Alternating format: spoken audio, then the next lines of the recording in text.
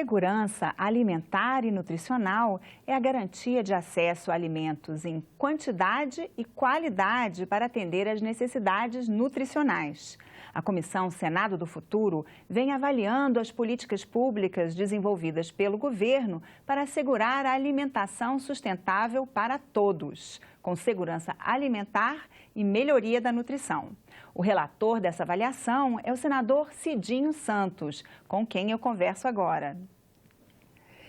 Senador, essa avaliação que a comissão está fazendo é baseada no objetivo de desenvolvimento das Nações Unidas, não é isso? De desenvolvimento sustentável, não é isso? Exatamente. As Nações Unidas têm todo um parâmetro de como avaliar os programas existentes, se esses programas estão tendo a sua eficácia. E o trabalho nosso da Comissão Senado do Futuro é fazer uma avaliação das políticas públicas hoje implementadas no Brasil, se realmente estão cumprindo o objetivo de reduzir a questão da fome, de estar as pessoas tendo condições de alimentar, mas sobretudo uma alimentação saudável e nutritiva, e também a questão da segurança alimentar.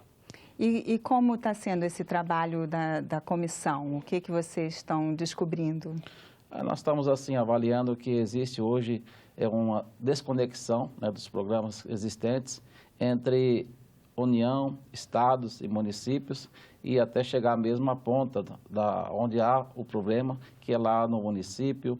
E quem tem todo esse trabalho geralmente são as organizações não governamentais, as secretarias municipais de assistência social, os conselhos municipais. Então, essa conexão, essa conectividade entre todos os entes envolvidos, todos os atores, acredito que será de fundamental importância e a Comissão Senado do Futuro pode contribuir para isso, de deixar essa sugestão, de deixar uma orientação de que o envolvimento de todos nesse programa é de fundamental importância para o sucesso do mesmo. E vocês têm promovido audiências públicas também para ouvir, né, os envolvidos? Quem vocês já ouviram, já trouxeram? A gente tem procurado ouvir as organizações não governamentais que têm programas focados e voltados nesse setor, o Ministério do Desenvolvimento Social e Combate à Fome, ouvindo os governos estaduais, ouvindo os municípios, né? E o trabalho nosso ainda está na fase, digamos, inicial, mas está sendo de fundamental importância para a gente identificar todos os gargalos que existem hoje.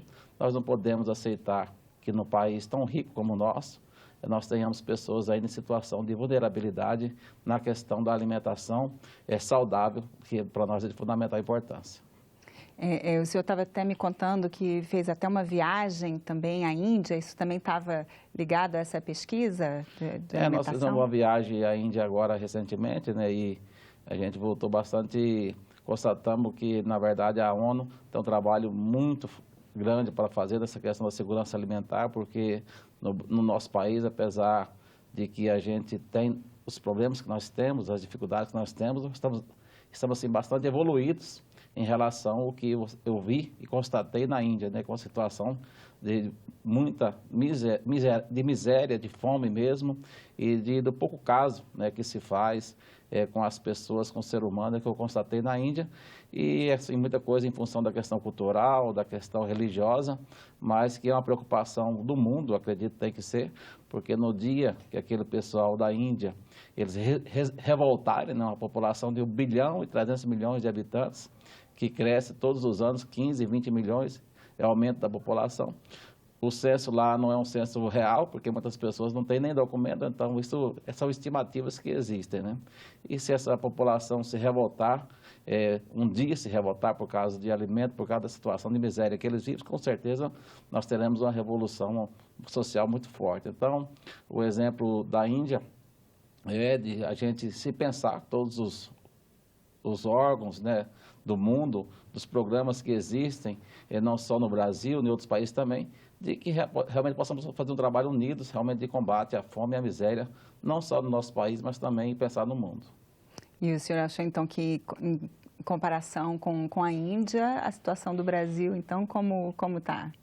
Olha, a situação nossa também é melhor, principalmente porque nós temos aqui no Brasil um povo muito humano e solidário, né, que você você se compadece com a miséria dos outros. Você não vê no Brasil uma pessoa que é vizinho seu, ou que mora na sua cidade, que você tenha conhecimento da situação de miséria, de vulnerabilidade daquela pessoa, que você não queira ajudar. Então, isso no Brasil tem, o brasileiro tem, esse coração muito forte, esse trabalho social e solidário muito forte.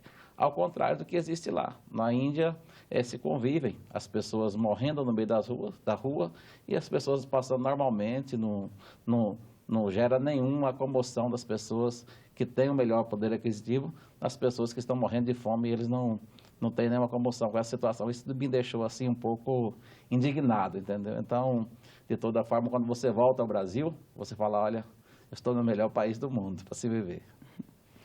No plano de trabalho da comissão, eu vi que estão previstos também assim, pesquisas pelo Data Senado, enquete do E-Cidadania. Essas pesquisas, esses trabalhos já foram feitos, ainda vão ser? Não, ainda estão sendo feitos, estão sendo desenvolvidos, né, para poder a gente ouvir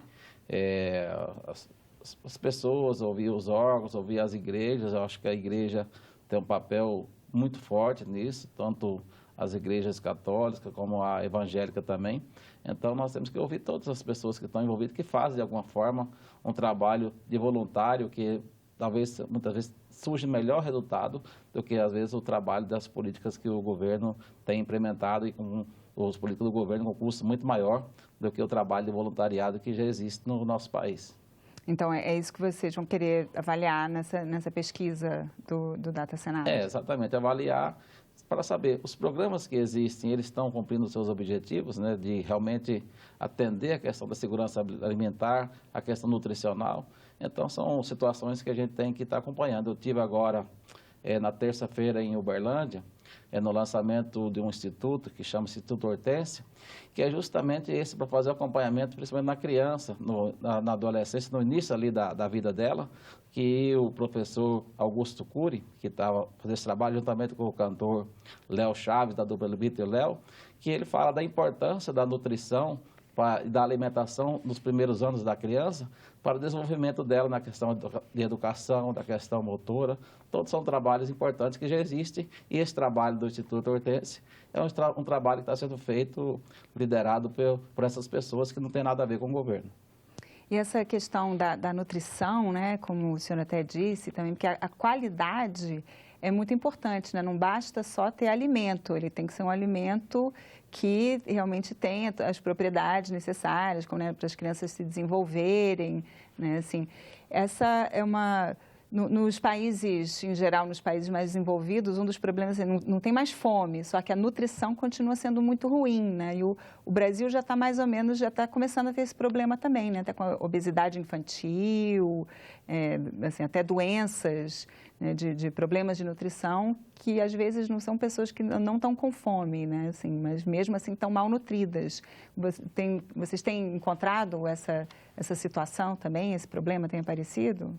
Tem aparecido, e é uma situação da questão da nutrição, dos elementos nutricionais, né, que são importantes, e muitas vezes, às vezes, não é simplesmente porque a pessoa não tem condições de adquirir uma alimentação saudável, falta, de repente, orientação, as questões psicológicas que você tem hoje, de que muitas crianças já na adolescência têm problemas fortes de depressão.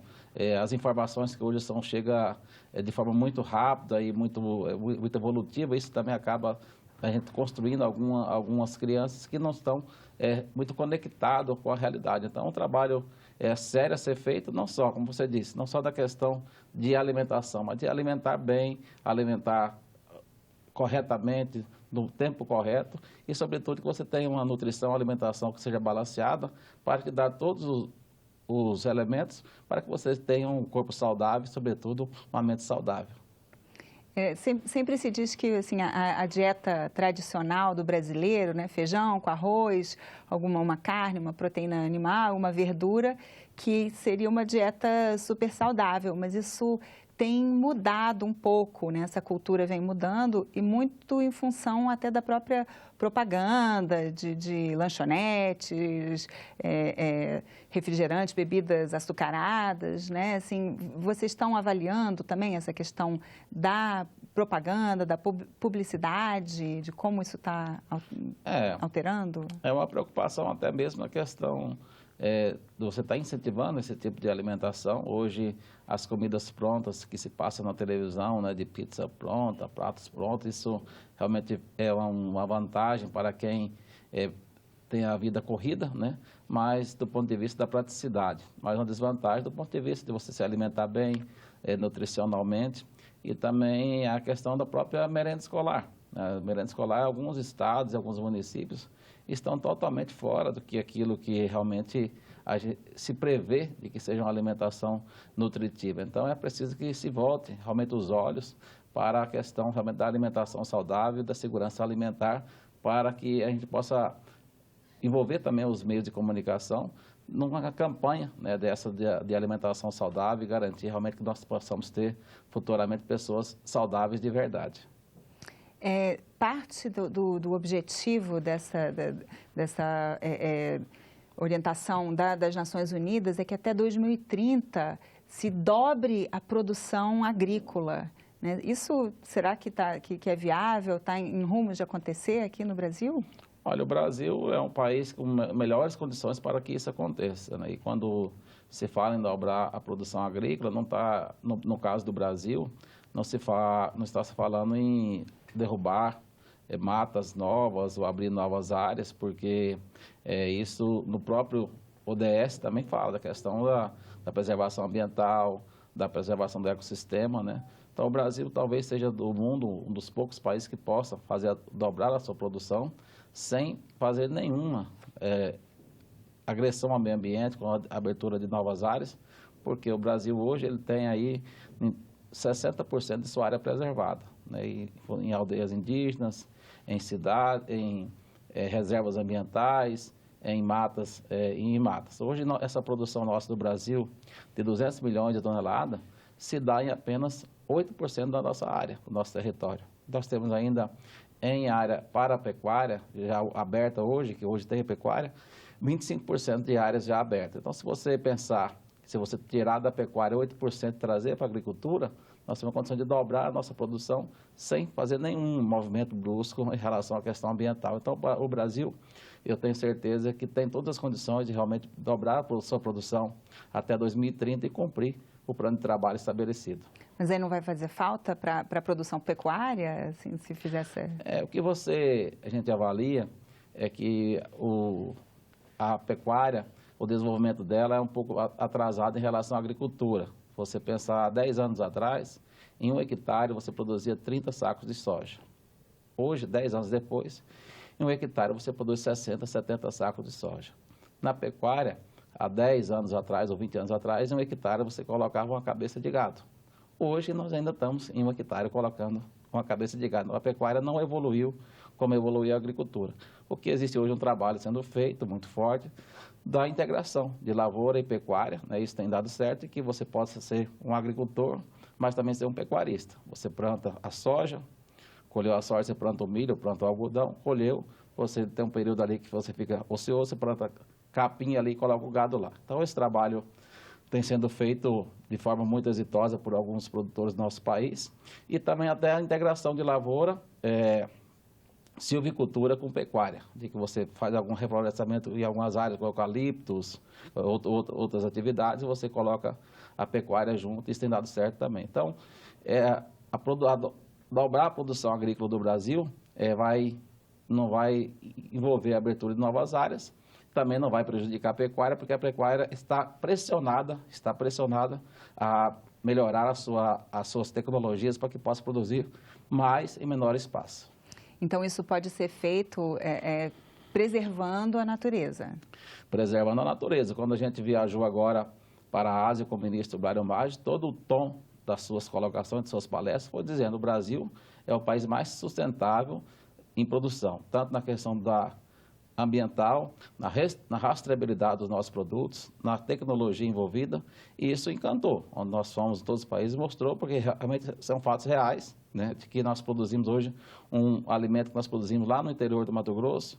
Ao chegar na China, o cara que vai no mercado, ele pode acessar e saber aquele frango, onde ele foi produzido, de qual granja que ele produziu, aquela granja consumiu o milho ou farelo de soja de tal propriedade. Então, esse é um trabalho que o Brasil tem de alta tecnologia e muita coisa disso se deve à Embrapa, que é a nossa empresa de pesquisa agropecuária, que ela realmente é uma vanguarda, que o patrimônio do Brasil nessa questão de pesquisa e desenvolvimento. E essa meta, essa ODS, né, até 2030, seria para erradicar a fome, não só no Brasil, como no mundo todo, né? O Brasil, além de melhorar a situação aqui interna, tem como contribuir para o resto do mundo, para a erradicação da fome no resto do mundo também?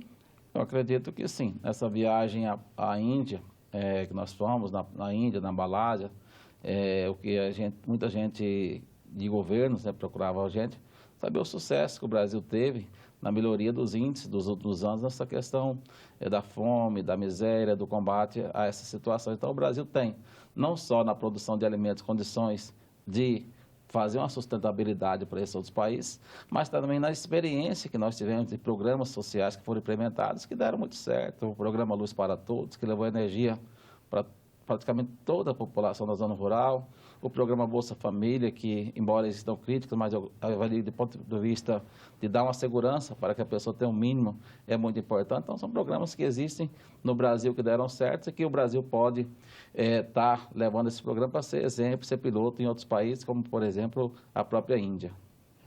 E dentro da sustentabilidade, né, também assim, envolve a questão da diversidade, né, assim, das sementes, das espécies nativas.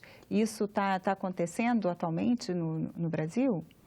Olha, o Brasil, o que existe hoje é uma falta de incentivo muito à questão, como você falou, da diversidade, da floresta nativa que nós temos. Nós temos uma riqueza enorme, no meu ponto de vista, que não são explorados hoje, que poderia dar até a sustentabilidade para que as pessoas pudessem morar lá na zona ribeirinha onde ele mora, morar nas suas comunidades, sem ter necessidade de migrarem para os grandes centros urbanos e acabarem se fazendo parte do índice que nós temos aí de 12 milhões de desempregados. Então, acho que falta ao governo brasileiro ter uma Conab dos produtos produzidos por essas pessoas das diversidades, dos ribeirinhos, das florestas, e existe uma preocupação sobre a questão do que nós temos lá de matas, de manter a floresta, da riqueza que nós temos, se você pensar, a possibilidade, a questão de medicamentos, de perfumes, né, tudo que possa ser explorado. Esses dias eu viajei com um jovem que estava fazendo uma viagem internacional, que ele mora no Pará, né, na comunidade ribeirinha, que eles desenvolveram um chocolate só com cacau de produtos nativos, de produtos naturais. Isso tem vendido muito, exportado bastante, e tem sido alto consumo lá fora. Eles montaram a cooperativa e está sendo um exemplo de sucesso, e tem empresas multinacionais que estão interessados em fazer parceria com eles para poder pegar o produto deles e colocar no mercado com a marca deles. E a produtividade, inclusive a previsão também de se aumentar, dobrar, além de dobrar a produtividade, dobrar a renda, né, dos pequenos produtores, principalmente, né, assim, inclusive eles citam mesmo mulheres, povos indígenas, que seriam, né, os próprios ribeirinhos, que o senhor citou, né, assim, as políticas públicas que a comissão está avaliando, elas tem esse foco, elas contribuem para isso? Será que até 2030 vai ser possível dobrar a renda dessas populações? Olha, na questão indígena, assim, eu sou muito reticente porque a questão FUNAI, né? A FUNAI, ela tutela o índio e acaba muitas vezes prejudicando, porque o índio hoje, se você for em qualquer aldeia do Mato Grosso, do Pará, que eu já frequentei várias, eles querem ter a vida deles, mas querem ter uma televisão, eles querem ter uma energia, querem ter um banheiro decente, né? E, às vezes, tem muitos índios hoje que têm áreas, que são áreas produtivas, que já são áreas que estão abertas, porque estão áreas encerradas, que eles poderiam estar produzindo, sendo produção agrícola. E a legislação não permite que isso aconteça. Então, aí você tem os índios lá numa extrema situação de miséria, dependendo do governo federal para mandar o remédio, para mandar a cesta básica. Às vezes as áreas deles não têm uma condição de produção de alguma coisa que possa dar sustentabilidade. Então, essa é a questão dos índios, a questão preocupante que nós temos que ver, a FUNAI tem que ver de outra forma. E a questão dos assentamentos, né, os assentamentos que foram criados nos últimos anos, se preocupou só em criar o assentamento, mas não se preocupou de ter uma assistência técnica, de garantir uma produção para que essas pessoas que moram lá tenham uma produção ligada. Olha, eu vou produzir, mas eu tenho crédito, tenho assistência técnica, e tem quem vai comprar a minha produção, né? Então, isso não teve essa preocupação de você fazer uma cadeia integrada, e essa falta da sustentabilidade é motivo de falência de vários assentamentos no Brasil, né? E aí, vários assentamentos abandonados, vários assentamentos inadimplentes, as pessoas venderam suas áreas, hoje foram aumentando essas áreas, foram comprando, o cara comprou 15 hectares, daqui a pouco ele tem lá dentro de um assentamento 300 hectares, se tornou um fazendeiro dentro do assentamento, e o objetivo não foi cumprido. Então, todas essas questões têm que ser avaliadas, porque o governo tem que colocar o dinheiro, que o dinheiro é nosso, o dinheiro é do contribuinte, para poder realmente ter o objetivo de você falar, vou fazer um programa de agricultura familiar, ou de incentivo de um assentamento, de uma reforma agrária, mas que possa cumprir o objetivo de a pessoa se instalar na área, ter renda, produzir e dar dignidade para ele e para a família dele. Senador, e quais são os próximos passos da Comissão do Futuro nessa avaliação das políticas públicas referentes à segurança alimentar? Nós temos o cronograma agora, em outubro, ainda a aprovação do relatório preliminar e em novembro a aprovação do relatório final. Evidentemente que depois tem que ser feito todo um trabalho de envolvimento dos entes, do governo federal, estadual, organizações não governamentais e a própria ONU, porque, como você falou, é um trabalho das Nações Unidas que envolve não só o Brasil, mas com todos os países. Mas, com certeza, a gente quer dar a nossa contribuição. Senador, muito obrigada pela sua participação aqui no Cidadania. Eu que agradeço. Eu conversei com o senador Cidinho Santos, relator da avaliação que a Comissão do Senado do Futuro está fazendo sobre as políticas públicas que buscam garantir a segurança alimentar e nutricional à população brasileira. Se você tiver alguma sugestão para o programa Cidadania, ligue 0800 61 2211 e fale para a gente. Se você quiser rever este aqui ou outros programas da TV Senado, acesse nosso site senado.leg.br/tv. Obrigada pela audiência e até o próximo Cidadania.